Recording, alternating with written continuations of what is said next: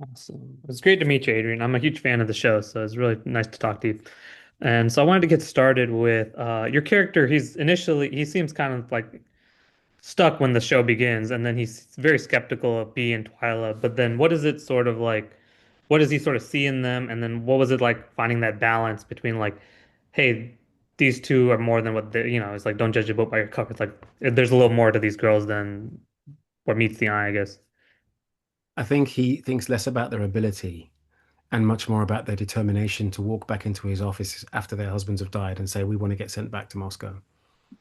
It's the opposite of what any other person would kind of do. So that intrigues him.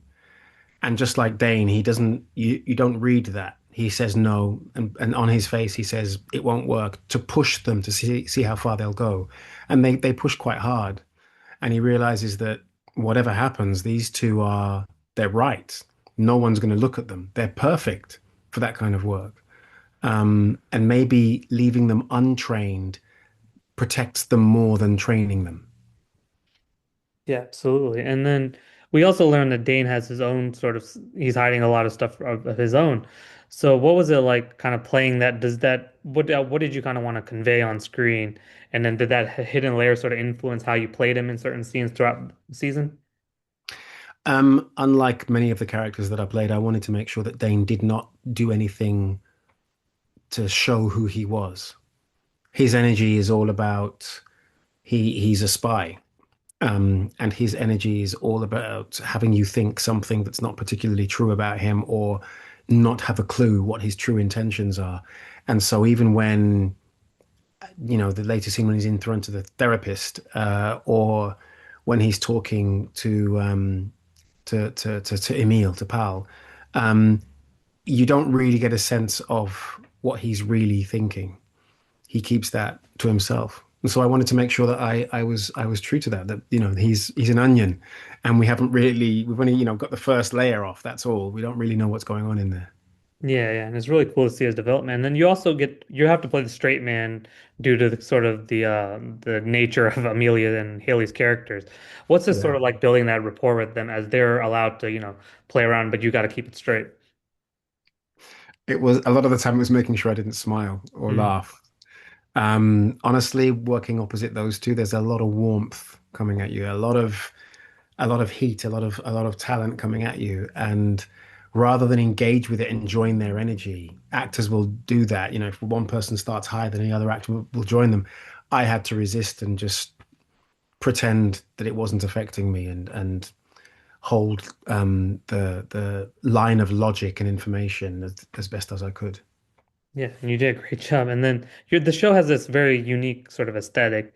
And then did the shooting locations as well as sort of the costume design, everything help you sort of get into that mindset of what it would have been like in that Cold War, how everything looks perfect on the outside, but there's so much tension under the surface. It's like, did that just help kind of build it in within your own head? Yeah, and I got an appreciation for a covert life without not in a digital universe, a covert life where we our currency is information, and rather than it being on a little chip or a phone or a thing or a photo, it's actually they just have to retain it, and remember. Um, the instructions that he gives them, you stand outside the supermarket and you do this, and then he'll know that. And then you walk in, and if he sits down, then you say this to him, and then he will respond with this. And then you give him this, he gives you that. You burn the page, and the instructions are there. And that whole world is really intriguing, and it was nice to play within that. Having wide collar suits and flares helps. Yeah, absolutely. And then you have as the season progresses, and then obviously in the finale, everything sort of literally gets lit on fire. So without spoiling too much about what you know about the future, it's like how would you say like Dane is gonna have to reconcile what happened and moving forward with this ponies project? If there is a possible season two, yes. There's a lot of unanswered questions, things we were led to believe throughout the whole series. We suddenly realize um, it is no longer true, and we've been led to believe a lie. But just like many of the characters have, so it's there's a lot of answers needed for a season two. And also, there's a lot of scope for drama. Um, Chris, Chris, played by Louis, Bee's husband. We don't know what his true nature is. The fact that he's there, and it's intriguing. It's intriguing, and that's exactly what David intended, was to leave the audience thinking, "Wait, what? I gotta see season two."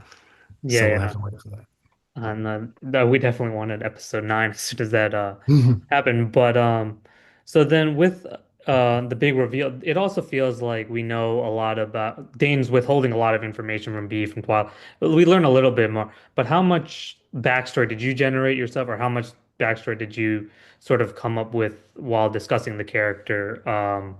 That stuff that you know that hasn't been yet revealed, or stuff that you know we had to sort of trickle down versus what we did see. I have to do enough and look at enough, for me, images and a pathway of military service for Dane to understand his involvement in um to protect, to serve and protect a country that is struggling in the 70s. It's in a bit of turmoil. Things aren't going exactly as planned. But the reason the country gets back on track is not because people stand back and watch. It's because people jump in, get their hands dirty, and try to steer things, back into shape. And Dane is one of those people. I think I imagined him wearing a military uniform when he was younger and serving, and then moving into a desk work, and then moving into embassy and CIA work. And so he could. There's a lot to unpick as time goes on. Um, that's where I stopped. I didn't actually make any solid decisions that are going to be revealed later on. I've got to let, in many ways, I, as the character, have got to let the script and the story surprise me. Yeah. And then while you work with both B and Twilight, Dane sort of sees something more in B. What do you think it's about that character, but Amelia's character, that kind of resonates with him? And then also, what was it like sort of working with Amelia as your lead? Working with Emilia is, I learned a lot, even though we differ in age. I learned watching her. I learned, working with her. I learned watching how she juggled being a producer as well as playing the lead role, as learning the Russian, being up at the crack of dawn, having so many lines. Um, she she was phenomenal. She was absolutely phenomenal, and a wonderful leader. Um, and I think Dane uh, thinks that they'll carry out one task well, and then suddenly they're looped in, and he has to use her again because she's now a link to somebody quite high up in Russian intelligence, and so she begins to be a spy, um, who's way over her head in deep water. And you start to see how much Dane cares about the people that he sends out there, how much it upsets him when something goes wrong. Yeah, absolutely. Well, thank you so much for your time, Adrian. I really appreciate it. This has been so great. I'm really hoping for season 2 sooner than later. But thank you so much. Me too. Take And thank care. you, Darren. Thank you, Darren. I appreciate So it. much. Have a good one. See ya.